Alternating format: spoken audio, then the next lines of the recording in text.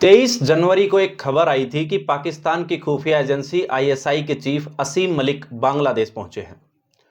हालांकि 1971 की जंग के बाद यह पहली बार है जब कोई आईएसआई चीफ ढाका के लिए रवाना हुआ है। तो आखिर इस मुलाकात के पीछे की असली वजह क्या है? नमस्कार, मेरा नाम है कृष्णा अवतार दत्त और आप देख रहे हैं दैनिक रेडियो पर पॉलिटिकल पंचनामा।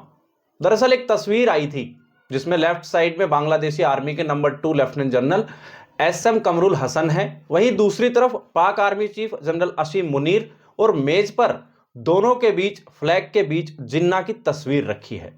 यह बैठक पाकिस्तान के रावलपिंडी में 14 जनवरी को हुई थी।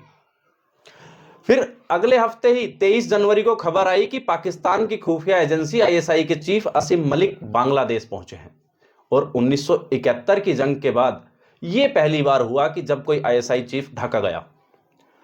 अब पहला सवाल तो यही है कि बांग्लादेशी सेना के बड़े अधिकारी पाकिस्तान जाकर आर्मी चीफ से क्यों मिले। जैसा कि पाकिस्तानी सेना की मीडिया मामलों की शाखा आईएसपीआर ने बताया कि रावलपिंडी में सेना के मुख्यालय में बांग्लादेश और पाकिस्तान की बैठक हुई है। इस दौरान दोनों देशों के रक्षा संबंधों को मजबूत बनाने पर दोनों देशों के बीच चर्चा की गई। वहीं लेफ्टिनेंट जनरल कमरूल ने पाकिस्तानी सेना की तारीफ करते हुए कहा था कि यह मुलाकात ऐसा कदम है जिसके बारे में बांग्लादेश ने कभी सोचा भी नहीं था। आज भी बांग्लादेश के लोग पाकिस्तानी सेना के अत्याचारों को भूले नहीं हैं, लेकिन अब मोहम्मद यूनुस की अंतरिम सरकार दोनों देशों के बीच रिश्ते सुधारने की कोशिश में जुटी हुई है। वहीं पाकिस्तान के एक वरिष्ठ पत्रकार नजम सेठी ने पाकिस्तानी चैनल के अपने एक इंटरव्यू में कहा कि बांग्लादेश और पाकिस्तान के बीच सैन्य सहयोग की बात शुरू हो गई है। बांग्लादेश से सेना के बड़े जनरल का पाकिस्तान आना इस बात का संदेश दे रहा है। सबको पता है कि पाकिस्तान में सत्ता कहां है। जब सैन्य स्तर पर संबंध बन जाते हैं तो राजनीतिक स्तर पर संबंध खराब होने के बाद भी बहुत ज्यादा असर नहीं पड़ता। मुझे लगता है कि यह भारत के लिए एक बहुत बड़ा झटका होगा। अब इस मुलाकात के बाद आईएसआई चीफ का बांग्लादेश पहुंचना भी एक बड़ा सवाल है। आखिर 1971 के बाद पहली बार कोई आईएसआई चीफ बांग्लादेश गया है।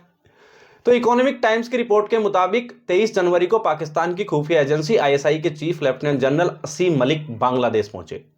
बांग्लादेश आर्मी के quarter marshal general lieutenant Mohammad Faizur Rahman Malik ने उनका वहां पर स्वागत किया था। वहीं हिंदुस्तान टाइम्स की रिपोर्ट के मुताबिक असीम ने ढाका में बांग्लादेश की खुफिया एजेंसी के अधिकारियों से मुलाकात की, जिससे बांग्लादेश और पाकिस्तान की खुफिया एजेंसियों के बीच जानकारी साझा करने का नेटवर्क बन सके। असीम के दौरे का मकसद दरअसल भारत के बॉर्डर पर अशांति फैलाना है। अब जैसा कि 1971 में बांग्लादेश की आजादी के बाद पाकिस्तान की कोई भी खुफिया एजेंसी बांग्लादेश नहीं पहुंची थी, लेकिन 5 अगस्त 2024 को शेख हसीना की सरकार गिरने के बाद बांग्लादेश और पाकिस्तान ने रिश्ते सुधारने शुरू कर दिए हैं। अब करीब 54 साल के बाद कोई आईएसआई चीफ ढाका गया है। हालांकि बांग्लादेश की मीडिया एजेंसी ढाका ट्रिब्यून ने इस दौरे से इनकार कर दिया है। बांग्लादेश रक्षा मंत्रालय के प्रेस सचिव सफीकुल आलम की प्रेस विंग ने सोशल मीडिया प्लेटफॉर्म फेसबुक पर पोस्ट किया था कि आईएसआई चीफ बांग्लादेश का दौरा नहीं कर रहे हैं। अब ऐसा नहीं है कि सिर्फ ये मुलाकात ही एक इशारा है, लेकिन इससे पहले भी कुछ सैन्य नजदीकियों के संकेत मिले हैं, जैसे कि बांग्लादेश पाकिस्तान से GF-17 फाइटर जेट्स खरीदेगा। वहीं इससे पहले 40,000 से ज्यादा राउंड गोला बारूद, 40 टन के 2900 RDX, ये सब ऑर्डर पहले हो चुके हैं। वहीं बांग्लादेश आर्मी पाकिस्तान के साथ मिलकर ट्रेनिंग करेगी और पाकिस्तान के लिए वेस्टर्न फ्रंट दोबारा खोल दिया जाएगा। ये इस तरह के संकेत पहले भी बांग्लादेश भारत को दे चुका है। अब सवाल ये उठता है कि पाकिस्तान और बांग्लादेश की सेना आखिर क्या खिचड़ी पका रही है। देखिए, जैसा कि काफी समय से बांग्लादेश के जरिए भारत पर दबाव बनाना चाहता है पाकिस्तान, लेकिन शेख हसीना की सरकार की वजह से पाकिस्तान को यह मौका नहीं मिल सका। अब पाकिस्तान ने मोहम्मद यूनुस की अंतरिम सरकार के सहारे बांग्लादेश में अपनी पकड़ मजबूत करना शुरू कर दी है। वहीं आईएसआई के अधिकारियों का बांग्लादेश दौरा इस बात का सबूत है कि पाकिस्तान भारत के खिलाफ अब साजिश रच रहा है। वहीं नॉर्थ ईस्ट न्यूज एजेंसी की रिपोर्ट के मुताबिक 23 जनवरी को आईएसआई के 4 सीनियर अधिकारी एक दल बांग्लादेश के रंगपुर दौरे पर गया था। इस दल में आईएसआई चीफ असीम मलिक, मेजर जनरल शाहिद अमीर अफसर, मेजर जनरल आलम अमीर अवान और मोहम्मद उस्मान लतीफ शामिल है। दरअसल रंगपुर ये वही इलाका है जो भारत की चिकन नेक के बिल्कुल नजदीक सटा हुआ है। साथ ही भारत में पाकिस्तान के उच्चायुक्त रहे अब्दुल बशीत ने एक पाकिस्तानी टीवी चैनल में अपने इंटरव्यू में भी कहा था कि अब चीजें साफ हो गई है, कि बांग्लादेश के लोग पाकिस्तान को चाहते हैं। इससे भारत की परेशानी तो बढ़नी ही थी।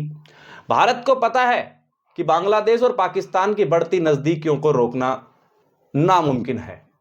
तो क्या सच में बांग्लादेश और पाकिस्तान की सेना की दोस्ती भारत के लिए एक बड़ी चिंता की बात हो सकती है?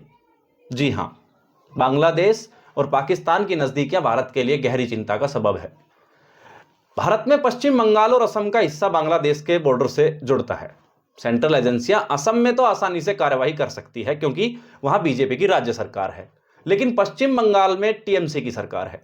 इस वजह से सेंट्रल एजेंसी और राज्य पुलिस के बीच वहां पर तालमेल की बहुत ज्यादा कमी नजर आएगी। वहीं भारत के लिए नॉर्थ ईस्ट इलाका हमेशा से सेंसिटिव इलाका रहा है। भारत में एक तरफ चीन है और दूसरी तरफ बांग्लादेश।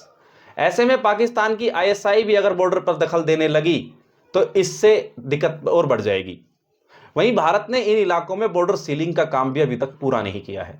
ऐसे में बांग्लादेश के रास्ते भारत में घुसपैठ करना और आसान हो जाएगा। तो अगर हम रणनीतिक तौर पर इसे देखें तो इसका भारत पर असर क्या पड़ेगा? देखिए, जब मई 2014 में प्रधानमंत्री नरेंद्र मोदी ने पदभार संभालते ही नेबरहुड फर्स्ट पॉलिसी पर काम शुरू कर दिया। इसके तहत पड़ोसी राज्यों के साथ आर्थिक सहयोग को बढ़ाया और कनेक्टिविटी को बेहतर किया। इस नीति के जरिए ही भारत और साउथ एशियाई देशों के बीच रिश्ते मजबूत होने लगे थे। लेकिन बीते कुछ सालों से इन रिश्तों में दरार पड़ गई है। जैसा कि अगस्त 2024 में बांग्लादेश में शेख हसीना की सत्ता जाने के बाद दोनों देशों के रिश्ते बदल गए। बांग्लादेश में हिंदुओं पर अत्याचार बढ़ गया और मोहम्मद यूनुस की अंतरिम सरकार का गठन हुआ। दोनों देशों के बीच व्यापार भी प्रभावित होने लगा। अगस्त 2023 की तुलना में अगस्त 2024 में भारत का एक्सपोर्ट 28% गिर गया। वहीं इसके अलावा नेपाल 1750 किलोमीटर की सीमा साझा करता है। नेपाल में communist party of Nepal party की सरकार है। इस पार्टी के अध्यक्ष खड़ग प्रसाद शर्मा भारत विरोधी हैं। सत्ता पलट के बाद नेपाल ने चीन के साथ belt and road initiative framework पर समझौता भी कर लिया, जिसके चलते अब नेपाल के भारत के साथ भी रिश्ते खराब होते हुए नजर आ रहे हैं। वहीं नवंबर 2023 में मोहम्मद मोइजू दोबारा मालदीव के राष्ट्रपति बन गए। उन्होंने अपने चुनाव अभियान में इंडिया आउट यानी भारत को देश से बाहर करने का नारा दिया था। दरअसल मालदीव में कुछ मंत्रियों ने मोदी और भारत के विरोधी टिप्पणी दी थी, जिसके बाद से दोनों ही देशों के रिश्ते काफी स्तर पर बिगड़ भी चुके थे।